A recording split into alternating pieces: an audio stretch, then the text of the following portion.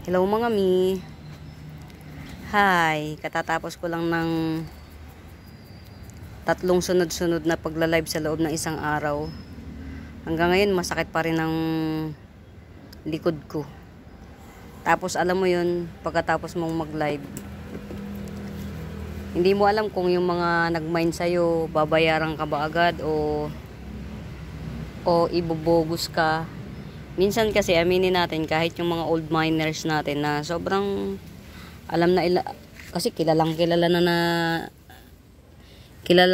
nila tayo, yung sobrang palagay na yung loob nila. Problem is yun nga, nako, inano ng aso, tingnan mo, grabe na to, inano ng aso. Yan, tayo ka ulit. Pagkatapos mo mag online selling, ang dami mong gagawin, ang dami mong tatrabahuin. Alam mo yun, hindi lang hanggang sa pagka nabenta mo na, hindi pa tapos. Nagkabali-bali oh, inano ng aso, kawawa ka naman. Yan oh, hindi pa ako nakakatapos sa trabaho, nadagdagan pa. Alam nyo guys, ayoko nang may pangit na dahon, kahit na malusog pa siya, basta pangit na siya, ayoko. Kaya ang ginagawa ko, tinatanggal ko kagad.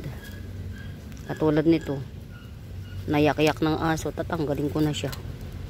Oh, at least maganda pang tingnan. Mas maganda sanang tingnan kung tawag dito, hindi nayak-yak ng aso, kasi mula ilalim hanggang ibaba, mula ibaba hanggang taas may dahon. Kaya lang na ano ng aso eh. Nag-aano na ako guys ng mga halaman. Iniipon ko na yung mga halaman na na-mine sa akin, kasi magsosort naman ako. Kaya lang, ayan, mga na-mine na yan, sinosort ko yung halaman. Ang daming mga ano, ang daming gagawin pagkatapos ng live. Sobrang, kasi magulong-magulo yung garden. Ibabalik mo muna yung halaman sa mismong pinaglagyan, tapos tsaka mo pa masusort out.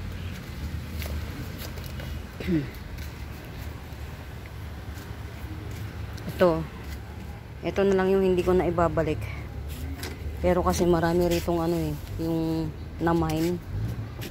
Merong mga na-mine dito, hindi ko lang matandaan. Alam nyo guys, mura lang ang bentahan ng halaman ko. Yan, mura lang ako magbenta ng halaman. Tapos yung iba, mabubogus ka pa, diba? Ang swerte, pupugosin ka pa. Yung meron nagmine sa akin kahapon, ang dami niyang minamine, nakikipag-agawan pa talaga siya sa mine. Yung pala, pagtingin ko dun sa messenger, meron pa pala siyang isang hindi nababayaran. O diba, nakapakagaling. Nakikipag-agawan siya sa live. Hindi talaga siguro makawala yung ganun, no? Yung mga bogus miner. Tapos may mga goods naman, yung mga good miner, meron naman. Kaya lang yung iba, apaka-demanding naman. Alam mo yun, siguro isip nila, babayad na ako, ano mo na,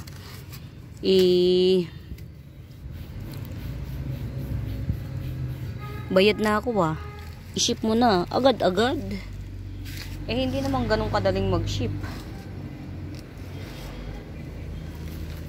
Yun yung mga dapat naiintindihan ng mga miner na may mga proseso, lahat may mga proseso.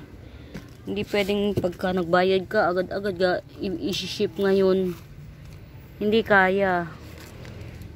Hindi carry yung ganun. Oh.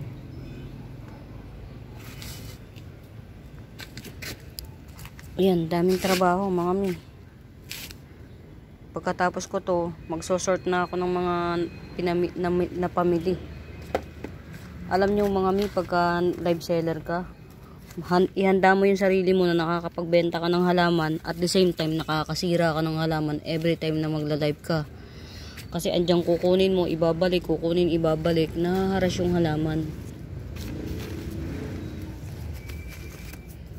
Akala lang ng mga seller na ng mga miner, madali ang buhay ng mga seller na gaya namin. Hindi totoo yun. Sadya lang gusto namin maka-experience na ibang klaseng halaman and at the same time maibenta namin kapag na-enjoy na namin yung halaman.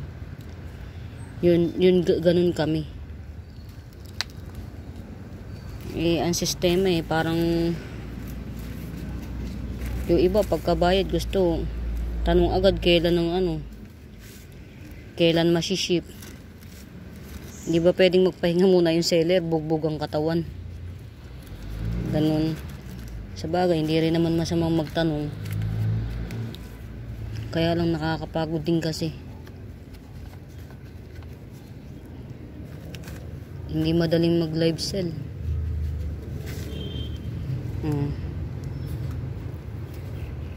Yan. Alam nyo guys, ang hilig ko sa linet. Mahilig ako sa linet. Ang hilig kong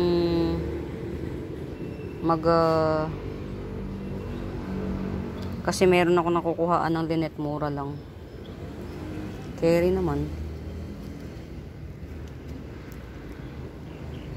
Yan. Kwento-kwento lang guys. Ang dami ko pang gagawin. Tapos yung mga na-mine sa akin, paghihiwa-hiwalayin ko na sila. By Monday,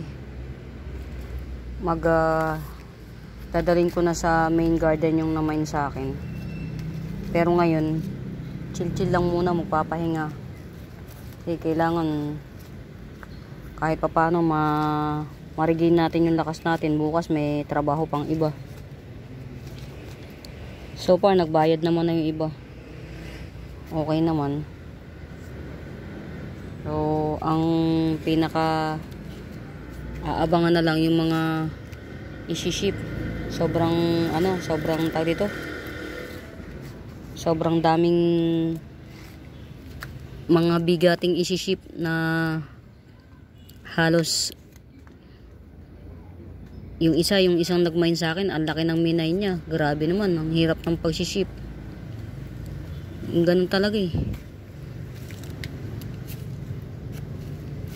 Talagang tiyagaan lang ang buhay.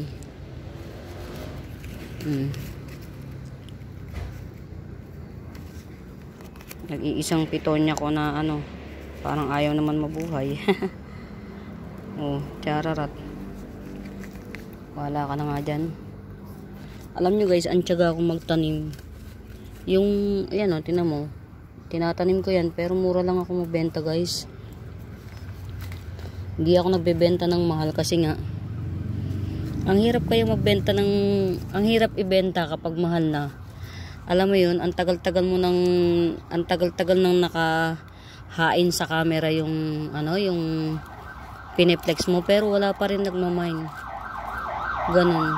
Ako gusto ko pagka nagbenta ako, konti lang yung exposure ng camera, sa camera. Hindi ko pinapatagal, o kaya pag pinlex ko, alis kagad. Ganun. Ang daming alam nyo guys, pati ito tinatanim ko to. Pakita ko sa inyo.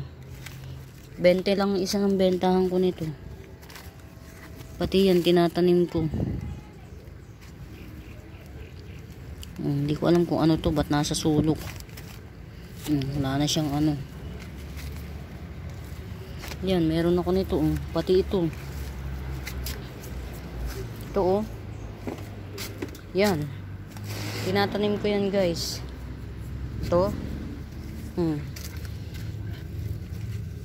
Para sa susunod, makakapagbenta na ako ulit. Pero sa susunod, ang benta ko nito, 50 na isa. Kasi maganda siya. O, tingnan mo. Ayaw, may ugat na siya. Ang bilis. Ang bilis lang pala nitong patubuin. Oh, may ugat na ugat. Parang 2 weeks ko lang siyang itinanim. Meron na kagad. Yan. Siguro okay na to. Dito na lang siya. Ibenta ko siya ng 50 naman ng isa. Yan. Ito yan guys. Oh. Nagpupuno yan. Oh. Ito. Oh. Ito yung pinaka-mother. Pinagkukunan ko. Nakabenta naman ako yata ng 90 pesos. Ganun siya kahirap ibenta. Pag hindi mo tsatsagain na pa 20-20, wala mayayari.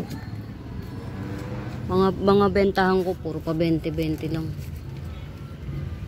Yan. Puro sa tigbe 20 lang.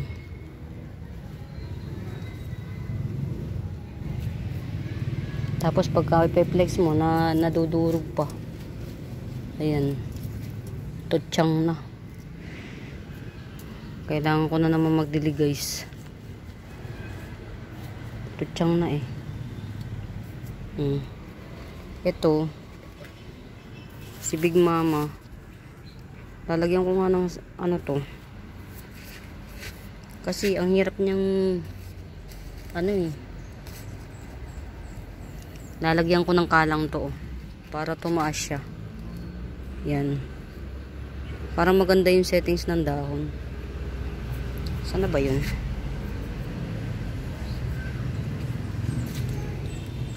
Yung pwedeng gawing ay hindi pwede.